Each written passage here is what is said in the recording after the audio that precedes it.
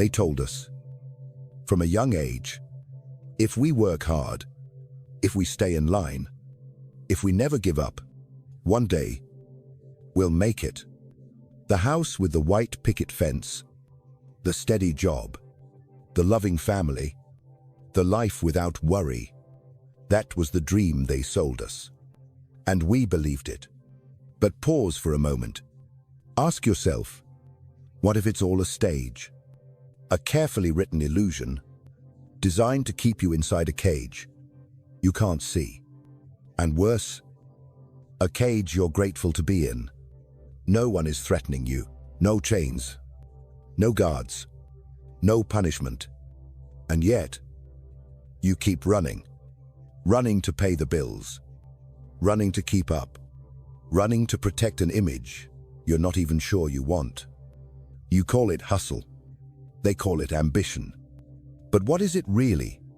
Here's the truth. Over 60% of Americans live paycheck to paycheck. No savings. No safety net. No room to breathe. And when you're exhausted, you blame yourself. You think you didn't try hard enough, didn't wake up early enough, didn't manifest correctly. But what if the problem isn't you? What if the system was designed to keep you behind, to keep you chasing, to keep you obedient? Nietzsche warned us about something called slave morality, a value system that praises obedience, that glorifies suffering, that teaches people to call exhaustion a virtue. And Machiavelli understood something even deeper. If you want to control the people, let them believe they are free. That's the art of modern power. It doesn't need to chain you. It just needs you to chain yourself. It doesn't silence you with force. It silences you with shame. You don't need a prison. If your mind has been trained to believe fatigue is noble, you don't need a guard. If you're the one locking your own cage. So ask yourself, what is freedom? If you can't rest without guilt, if you can't stop without fear, if your days don't belong to you anymore, are you really living?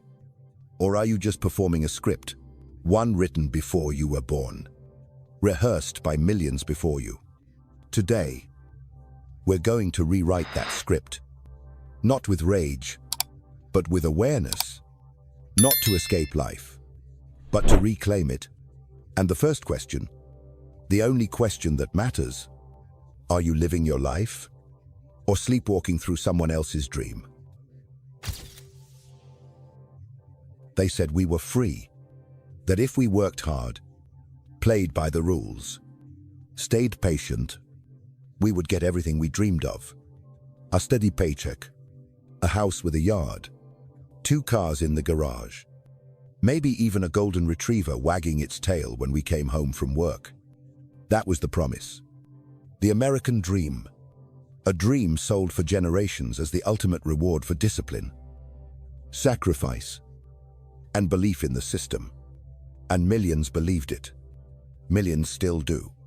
But look closer, and you'll see the cracks. According to recent data, nearly 2/3 of Americans live paycheck to paycheck. Almost half of them have never known anything else. No savings, no cushion, no way out. They work full-time. Some work multiple jobs, not to build a future, but just to stay alive, to afford insulin, to keep the lights on, to put gas in the car. They secretly resent driving to a job they quietly hate. This is not the dream. This is quiet desperation, disguised in the language of motivation.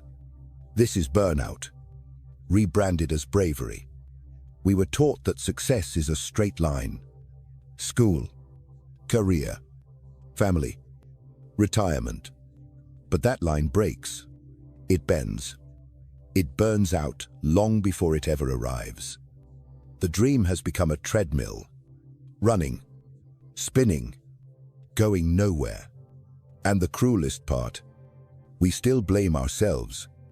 We think if we're struggling, we just didn't try hard enough, that we chose poorly, that we should have gotten a better degree, woke up earlier, stayed more positive. But ask yourself, What kind of system lets you break your back just to stay broke? What kind of freedom leaves you one medical emergency away from collapse? That's not a glitch in the system. That is the system. A machine that feeds on your effort, that promises freedom, but delivers exhaustion. It sells you independence, then buries you in debt. It praises your discipline, then punishes you for slowing down. It gives you a job, then prices your healthcare beyond reach. And the more you run, the deeper you sink. This isn't just a broken promise. It's a brilliant illusion. Because when the system fails you, it doesn't apologize. It convinces you that you failed it. That if you just pushed harder, just stayed up later, just kept believing, one day you'd make it. But what if that day was never meant to come? What if the dream was designed to keep you chasing, to keep you tired, to keep you obedient, to keep you too distracted to question why you're running in the first place? They tell you it's just a phase, that struggling is normal, that if you keep going, things will get better. But for many people, it never does. This isn't a temporary setback. It's a way of life.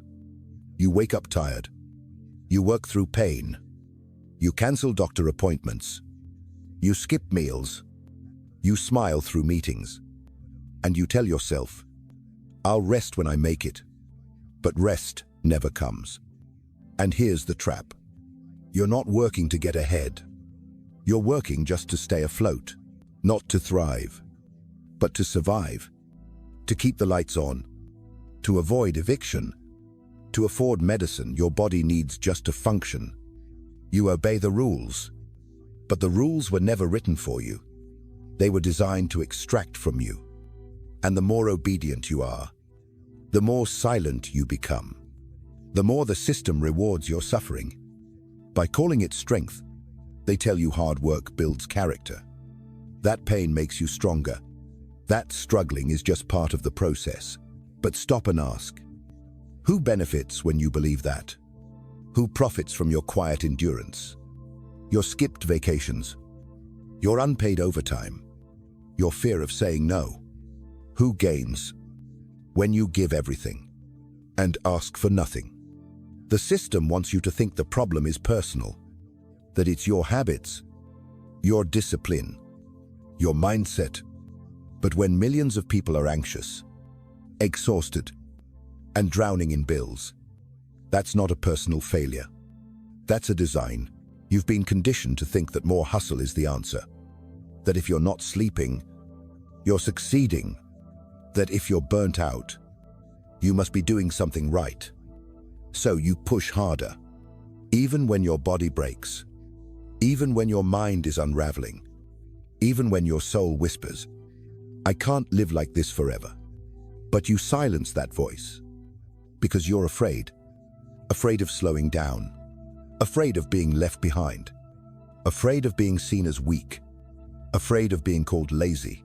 And so you keep obeying, not out of loyalty, but out of fear, because somewhere along the way, obedience stopped being a choice and became survival. But ask yourself, what kind of freedom requires complete submission just to exist? What kind of system demands your silence in exchange for a paycheck? Where your worth is measured by what you produce, where rest is earned, not allowed, where your time no longer belongs to you. That's not work. That's servitude. And the scariest part, you think it's normal. You think everyone feels this way, that everyone's exhausted, everyone's anxious, everyone's behind, and they are. But just because it's common doesn't mean it's right. It just means the system is working exactly as intended, not to liberate you, but to use you until there's nothing left. And when that day comes, you'll be replaced, quietly, effortlessly, and the cycle continues. Another dream dies, quietly, behind a time card. So the question is simple. How long will you trade your life for survival, while calling it success? Over a century ago, Friedrich Nietzsche saw it coming. He warned us about a form of control more powerful than chains. Not violence, not force, but something internal, a morality that lives inside you. He called it slave morality. It didn't come from tyrants. It came from the powerless, people who had no wealth, no voice, no real choices. And instead of rising up, they redefined what it meant to be good. They praised suffering. They worshipped obedience. They made humility a virtue, because that was all they had left. They turned pain into meaning. They called power evil, and submission sacred, not because it was true, but because it helped them survive. And over time, they started to believe it. They internalized it, passed it down, taught their children that endurance was everything, that good people don't ask for more. They accept, they adapt, they sacrifice, and then they began to police themselves. Sound familiar? It should, because this same morality is alive today. We just call it hustle culture. We glorify the grind, brag about 5 a.m. wake-ups, wear stress like a badge of honor. We skip sleep, post our to-do lists, call exhaustion dedication, and tell each other to keep going. But we're not proud. We're drowning in fear, in shame, in silence. And the scariest part, we think it's strength. We think being exhausted means we're doing life right. That if you're burnt out, you must be winning. That if you slow down, you're falling behind. So we keep pushing. Even when we break, even when we ache, even when a voice inside whispers, "This isn't living." But we ignore that voice because we've been taught that to rest is to fail, that to pause is to fall behind. And when someone chooses rest, when someone walks away, we judge them. We call them lazy, unmotivated, undisciplined. Because if their peace is valid, what does that say about our suffering? So we defend the grind, not because it serves us, but because we don't know anything else. Nietzsche saw this trap.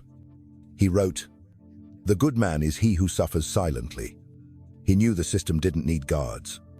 If the people could guard themselves, he saw that the greatest prison is built in your own mind, where the walls are shame, the locks are fear, and the guards are your beliefs.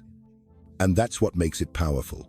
You don't need a dictator, just a voice inside your head.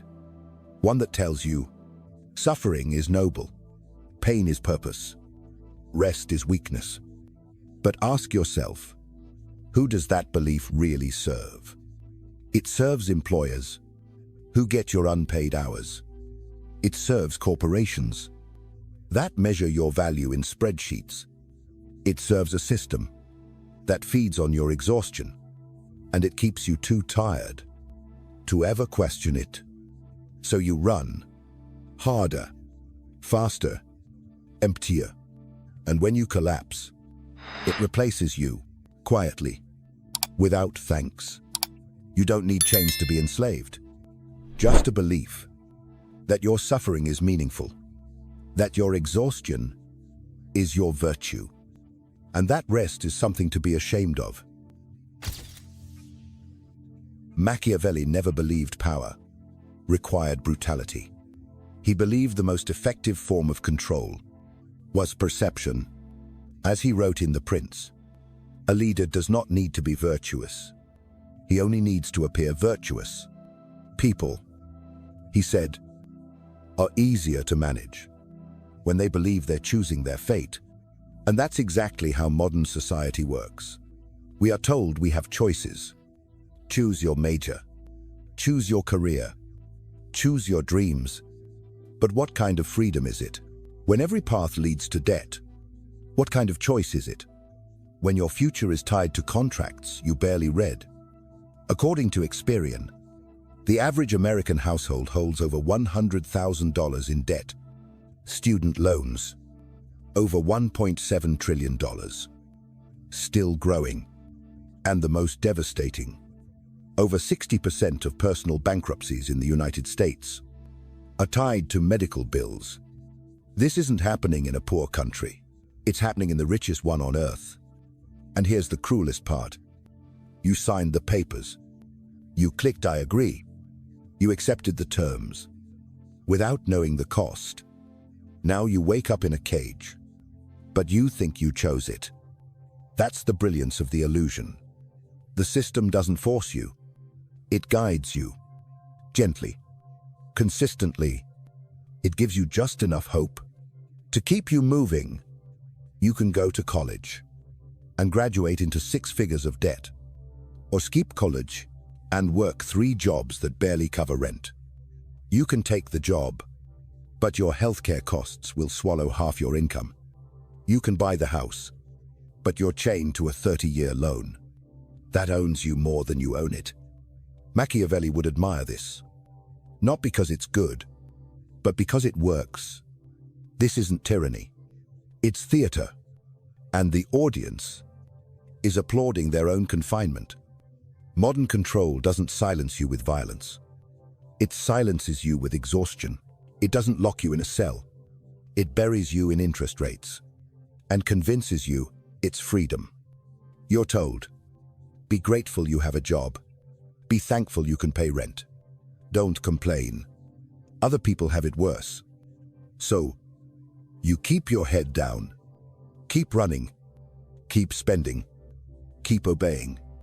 You scroll through phone plans, political slogans, online degrees, and they feel like options, but none of them break the structure. Because the structure is the same. You are encouraged to move, to chase, to climb, but never to stop, never to ask why your 40-hour job doesn't cover your basic needs, why your health is a financial product, why your education costs more than your house. You just keep going, keep hoping, and call it progress. Machiavelli warned rulers, never let the people see the structure beneath the stage. Today, the stage is brighter, more entertaining, more personalized. But the structure hasn't changed. Power doesn't need to punish the masses if it can keep them occupied, indebted, and just hopeful enough to believe tomorrow will be better. Here's what makes the system so effective. It doesn't just drain your body, it rewires your mind. It creates a cycle. Exhaustion. Consumption. Shame. Repeat. You work long hours. You come home depleted. You crave relief, but don't know where to find it. So you scroll. You shop. You compare your life to polished strangers on a glowing screen. Everyone seems successful. Everyone seems happy. Their kitchens look better. Their vacations look cleaner. Their lives seem more together. And suddenly, yours doesn't. So what do? You consume. You buy the course. You hang the vision board. You reorganize your closet at midnight. Not because it matters, but because it gives you a fleeting sense of control, a momentary high. Before the weight returns, you feel like you're making progress. But it's an illusion, because comparison is a game you were designed to lose, and the system knows it. It feeds on your insecurity. It profits from your discomfort. It whispers, you're behind. You're failing. You need to catch up. And the only way is to hustle harder. So you obey. You double down. You grind longer. You silence your needs. Not out of passion, but panic. You're not running toward dreams.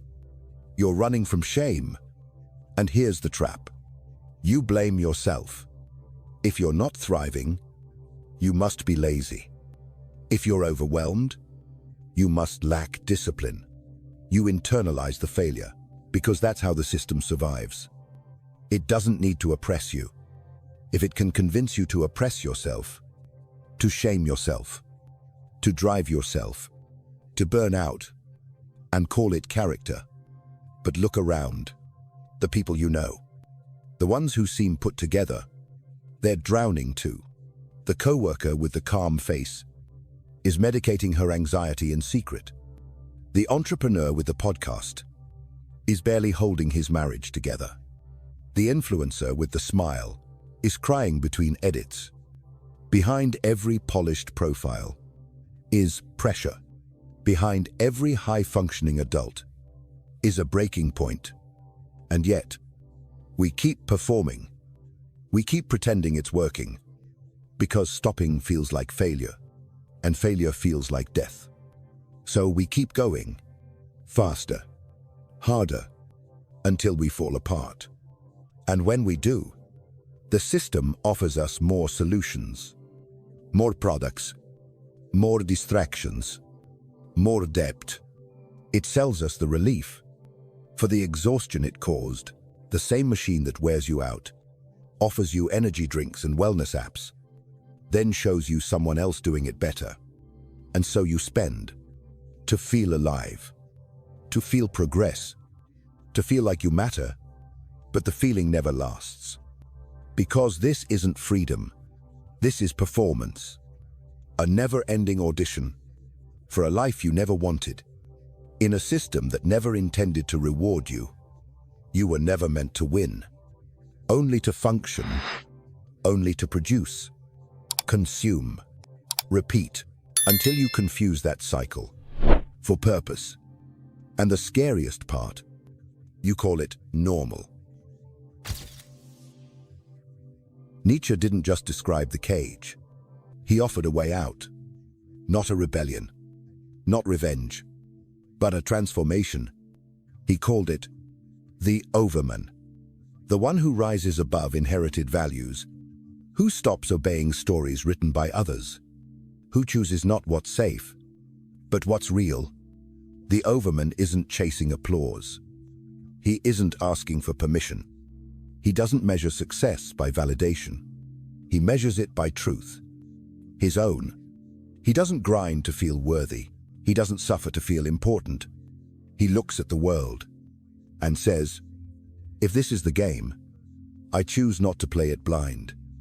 He chooses to see, to ask, to build meaning from within.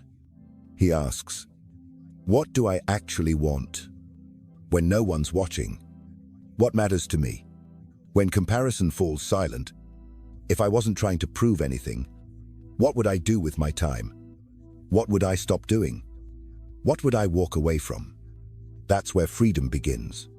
Not when the debt is gone, not when the job is stable, not when the likes roll in, but when you stop outsourcing your worth, when you stop calling suffering a virtue and start calling it what it is. A warning. You don't need to run away. You don't need to disappear. You just need to stop participating in what is killing you quietly. You don't need to own more. You need to need less. Not as a trend, but as resistance. You start subtracting. Not to be minimal, but to be free. Free from debt, free from pressure, free from a definition of success that was never yours. In a world that sells confusion, clarity is rebellion. In a world addicted to noise, silence is sacred. And in a system that rewards obedience, living with intention is radical. The Overman doesn't ask, what should I do? He asks, what must I stop pretending? He doesn't obey to survive. He creates to live. And his freedom is not dramatic, not loud, not showy. It's subtle, quiet, precise. It looks like walking away from the race. Because the finish line was a mirage, it looks like rest. That doesn't need justification. It looks like meaning. That isn't borrowed. Because once you realize, you were never meant to be exhausted, to be obedient, to be small, you stop seeking approval. and start reclaiming authorship. Not to dominate, but to live deliberately.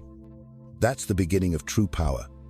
Not control over others, but alignment with yourself. If Nietzsche taught us to rewrite the script, Machiavelli taught us to read the stage. He didn't sugarcoat the world. He studied it. Unfiltered, strategic, brutal. He knew power didn't always come from force. It came from perception, from shaping what people believe about themselves, about others, about what's possible. In The Prince, he didn't tell rulers to be kind. He told them to be effective, to use appearance, to manage belief, to control without chains. Because once people believe they're choosing, you no longer need to control them. That's the secret of modern life. You are on a stage, but you didn't design the lights. You didn't write the script. You didn't choose the costume. It was handed to you. And the more convincingly you perform, the more the world applauds. But Machiavelli would ask, do you know who built the stage? Do you know who profits when you stay in character? When you follow the cues, when you never question the role, because the moment you see the scaffolding, the wires, the tricks, everything changes. You stop reacting. You start observing. You stop performing. You start thinking, and that shift is where power begins. Not rebellion, not resistance, but clarity, because if you can see the structure, you don't need to destroy it. You just need to step around it. You stop investing energy in systems that were never meant to reward you. You stop sacrificing peace for applause. You stop calling obedience maturity. And you start asking, who benefits from my suffering? Who profits from my silence? Who built this game? And why have I been playing it without question? Machiavelli understood this. He didn't teach people to be cruel. He taught them not to be naive. He taught them to see. Because if you don't understand the structure, you'll become part of someone else's strategy. You'll serve their vision at the cost of your own. But once you see the design, you don't have to fight it. You simply stop playing blind. And that's the real shift. You don't run. You realign. You don't scream. You choose. And in that quiet decision, to stop obeying the invisible rules, you reclaim something far more powerful than rebellion. You reclaim your will, your perception, your agency. Because once you see the structure, you can never unsee it. And from that moment on, every step you take belongs to you. So now we return to the question, the one we started with. Are you free? If freedom means waking up each day, owning your time, your choices, your breath, then most people are not free. If it means resting without guilt, thinking without fear, living without chasing something you don't even want, then no, this isn't freedom. It's performance. It's a script handed to you at birth. Go to school, get a job, buy a house, stay busy, don't ask questions. And whatever you do, don't fall behind. But real freedom doesn't come from a paycheck. It doesn't come from status, or praise, or a perfect feed. Real freedom begins with awareness, with seeing the cage, even if everyone else calls it a castle. Because once you see it, you can choose, not just how to survive, but how to live. Nietzsche taught us to stop borrowing values, to stop obeying systems that strip us of joy, and call it discipline. He challenged us to build meaning, not inherit it. And Machiavelli, he reminded us that power lives in perception, that if you don't understand the game, you will be used by it. But if you do, you can walk away from the stage and rewrite the rules. So what does that mean for you? It means asking the question, Most people are too tired to ask, am I living my life? Or someone else's version of it? That's the real revolution. Not rage, not rebellion, but reclamation of your time, your energy, your clarity. It means stepping off the treadmill, not because you gave up, but because you finally woke up. And yes, they'll say you're unrealistic, that you're wasting potential, that you're not playing the game right. But what's more unrealistic? Spending your one life in quiet, exhaustion, or choosing a path that finally feels like yours. You don't need to quit your job tomorrow. You don't need to burn your plans. You just need to begin. With awareness, start noticing what drains you, what feeds you, what you do because you've been told, and what you do if no one was watching. Then choose, piece by piece, the life that actually feels like yours. A life not defined by consumption, but by intention, not by proving yourself, but by knowing yourself. Because in a world that profits from your confusion, clarity is rebellion. In a world addicted to exhaustion, peace is power. And in a system that worships performance, presence is your return. So we end where we began, with a dream, but not the American dream. Your dream, the one still buried. Under the noise, the shame, the deadlines, still there, still waiting. You don't need permission. You don't need to be perfect. You just need to begin. Because freedom was never something you had to earn. It was something you were always meant to claim. And now you see the truth. So the final question is simple. Will you keep sleeping through someone else's dream? Or finally wake up to your own?